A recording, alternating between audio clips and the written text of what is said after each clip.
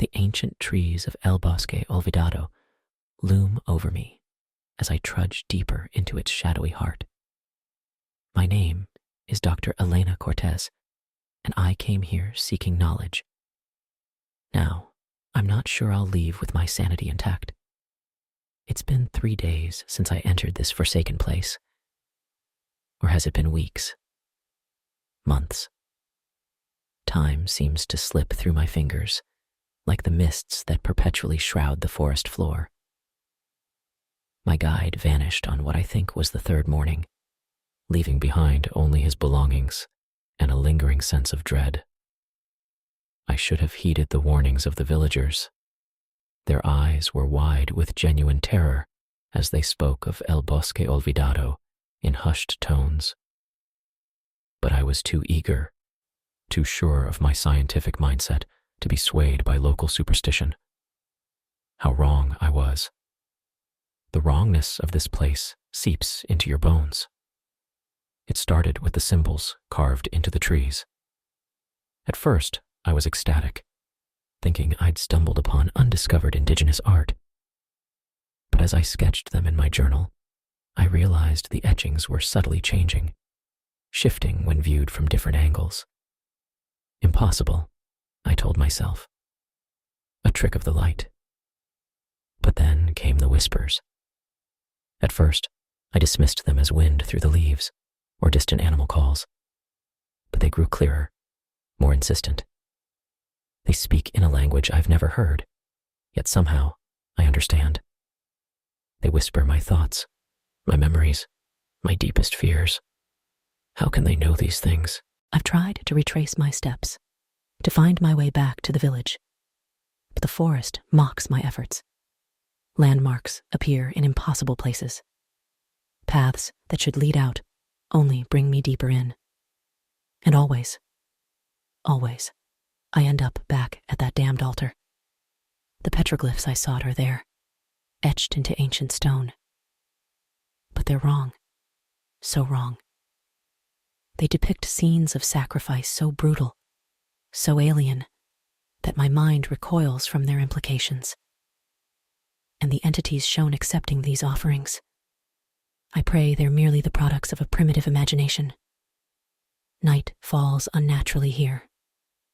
One moment, dim sunlight filters through the canopy. The next, impenetrable darkness engulfs everything. And in that darkness, I see eyes. Dozens, hundreds of glowing orbs watching me from between the trees.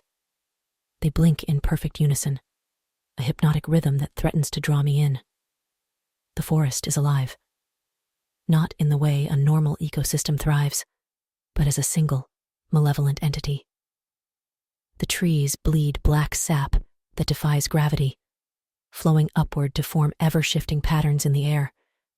Vines move with predatory intent, trying to ensnare my limbs. The very ground beneath my feet becomes soft and yielding, as if trying to swallow me whole.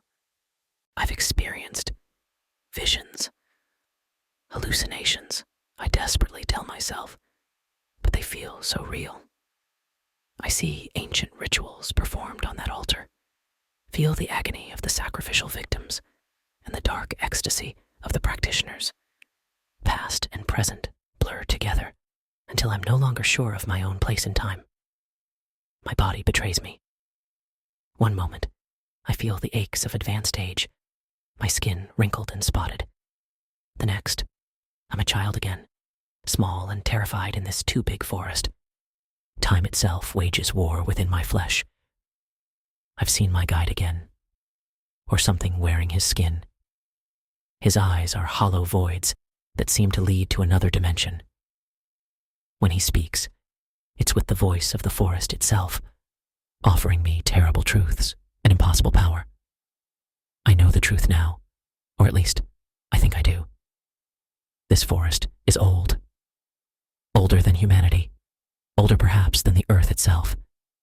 It's a god, a demon, a cosmic entity that feeds on human consciousness. The rituals performed here weren't mere superstition. They were a necessity, keeping this thing sated and imprisoned.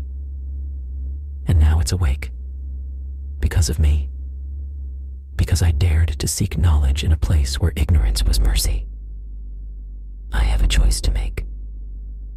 I could give in, let this eldritch forest consume my mind, and become one with its eternal consciousness.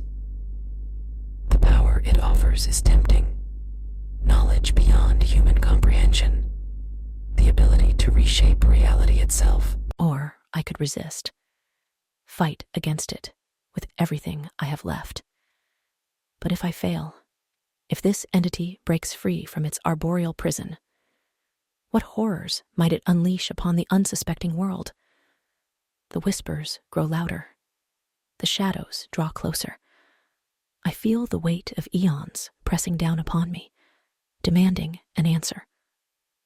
What will I choose? What would you choose if you were here?